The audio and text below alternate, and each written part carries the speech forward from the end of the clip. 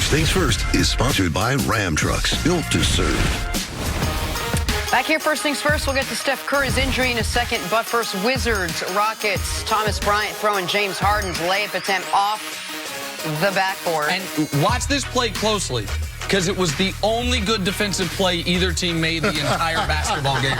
Well, the final was like 2005. 159-158, third highest scoring game ever. I mean, regulation. Cavs and Bulls. Kevin Love finds a cutting Colin Sexton, dunks all over Wendell Carter Jr. with the left hand. Yeah, that's a facial right there. He's got quick hops right there. That means he gets up off the floor before the defender can react, puts him on a poster.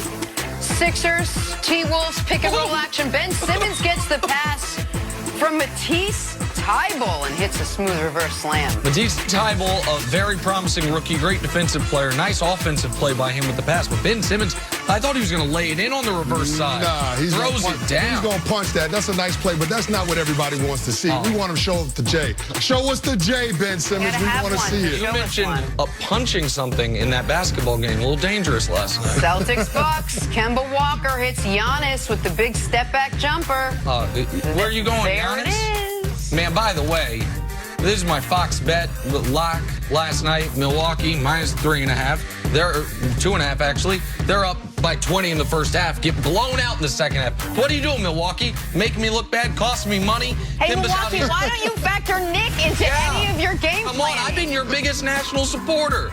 Oh, no. On to the Warriors now. New season, new arena, and new problems for the defending Western Conference champs. Two-time MVP Steph Curry suffered a broken hand in the team's loss to the Suns last night.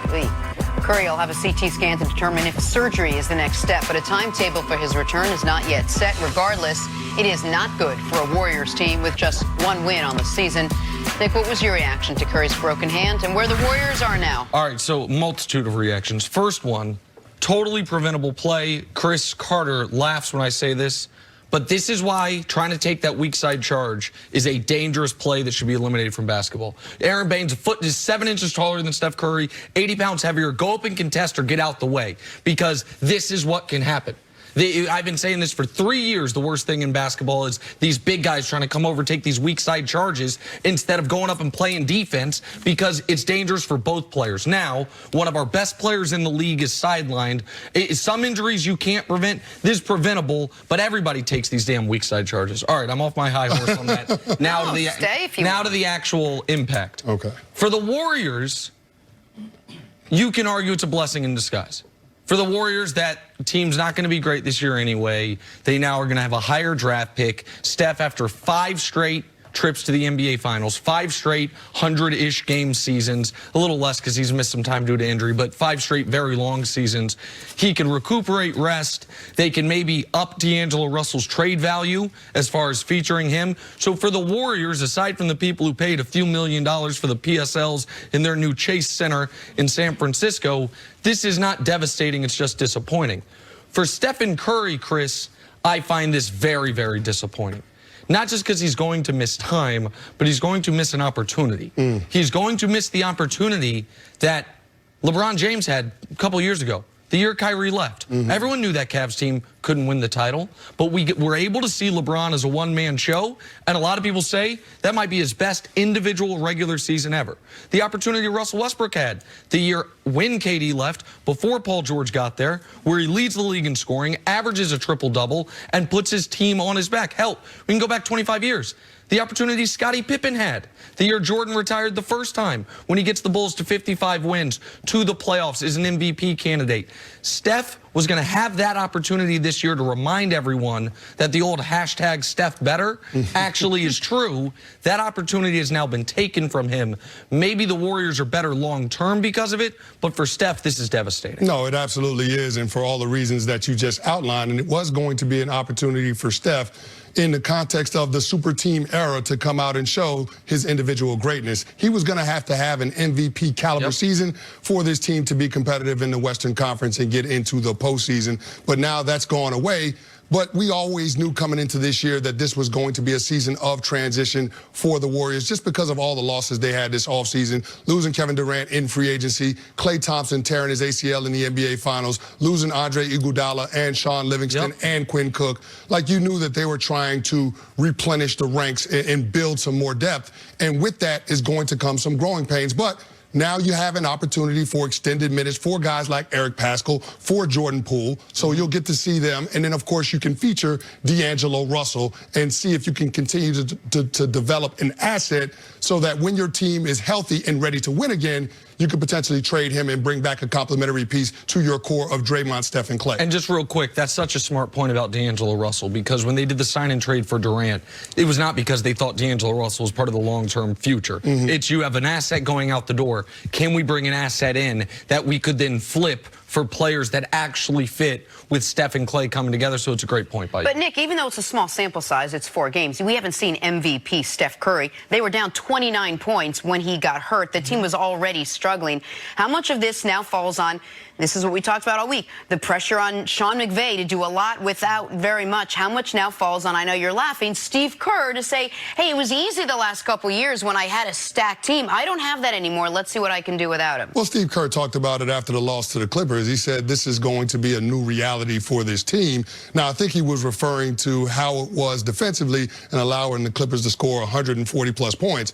But when you looked at this team, you knew that it wasn't a championship contending roster. And then based on the moves that had happened this offseason, what the Clippers did, what the Lakers did, knowing the Denver Nuggets are still going to be there, the Portland Trail Blazers, the Houston Rockets, the Jazz, the Jazz. It was going to be tough for the Golden State Warriors. So I don't know how much pressure is really on Steve Kerr. I just look at it from this situation. Steve Kerr has got to do he's got to do his work actually as a coach now. There's no more Draymond Green drawing up plays on the whiteboard on the sideline in between timeouts. So I just think that he's got to earn his money as a coach, and a big part of that is going to be the development of young talent on that roster. And listen, we knew that this year there was going to be an element of the Warriors going from the luxury penthouse to, you know, living with the common folk. It now appears that they are, you know what I mean, looking for some shelter. They have dropped down to that level. But some of that has to, we can't say Bob Myers and the Golden State Warriors are light years ahead of everyone and not put on their plate, with or without Steph Curry, how bad of a defensive team this was going to be. We can't talk about Steve Kerr as a all-time, record-wise, great coach and not mention, no matter what the personnel you have, being the worst-ranked defense in basketball is not a personnel issue. That is a motivation issue. That is an effort issue. This team does not have the personnel to be a good defensive team. I'm not arguing. Very small backcourt. But they... Any team, every single year, that is the worst defense in the league, that is an effort issue. If they were the 23rd ranked defense, now again, it's super early, but and here's another effort issue. They've been down 30 in all of their losses this year. Yes. 31, 42, 34. You mentioned they were down 29 when Steph got hurt. Yes. This wasn't a game that just got away from them. I think it was 43-14 at the end of the first quarter to the damn Phoenix Suns. And the Suns are playing better this year, but come on.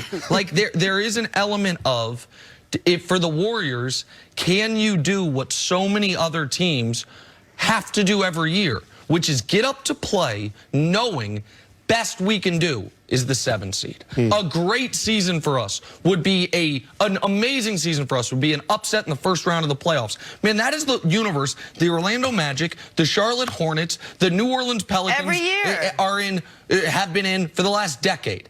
And you see those guys playing with a level of intensity that you weren't seeing from the Warriors thus far this year. Now they have, the reason I said it can be a blessing for them, now they have an excuse. I wrote that down. It's an excuse. Now it's exactly like, oh, we now lost you can Steph. say, well, we lost Steph. But they were projected to win 49 games this year. Steph Curry was a trendy MVP pick. That can't all be forgotten at this point. But for Steph, this is killer, man. And it's again, just a killer. We don't know how long he's going to be out. It is probably a considerable amount of time. Probably a couple months. The question before the season started is now the question that remains: who are the Golden State Warriors? They don't really know who they are yet. Well, right now, no. Right now, we know. Right now, they're one of the 3 worst teams in basketball. Yeah. No Steph Curry. Wow. They're one of the 3 worst teams in basketball, hands down. Take a break. Coming up, has Joel Embiid's act worn thin after his brawl with Karl Anthony Towns last